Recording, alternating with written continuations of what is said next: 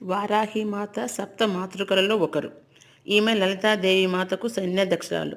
సైన్యంలోని రథ గజ తురంగ సైన్య బలాలన్నీ ఈమె ఆధీనంలోనే ఉంటాయి. అందుకే ఈ తల్లిని దండనాథ అంటారు. ఈ మాతకు ప్రత్యేక రథం ఉంది. ఆ రథం పేరు కిరీచక్రం. ఈ రథాన్ని 1000 వరాహాలు లాగుతాయంట. రథసారథి పేరు స్తంభిని. ఈ రథంలో దేవతామూర్తులు అంతా మొత్తం దేవతలు, అశ్విని దేవతలు, ధన్వంతరి మొత్తం దేవతలంతా ఉంటారంట. ఇంకొకటి లక్ష్మీదేవి స్వరూపం వరాహస్వామి అర్ధాంగి. దేవి మహత్యంలో శుంభ నిశుంభ పదకథ ప్రకారం దేవుళ్ళ శరీరాల నుండి వారి స్త్రీ రూపాల శక్తులు ఉద్భవించాయి. శివు నుండి శివాని, విష్ణువు నుండి వైష్ణవి, బ్రహ్మ నుండి బ్రహ్మణి, వరాహస్వామి నుండి వారాహి ఉద్భవించినది. ఆషాఢ శుద్ధ పౌర్ణమి నుండి నవమి వరకు నవరాత్రులు చేస్తారు.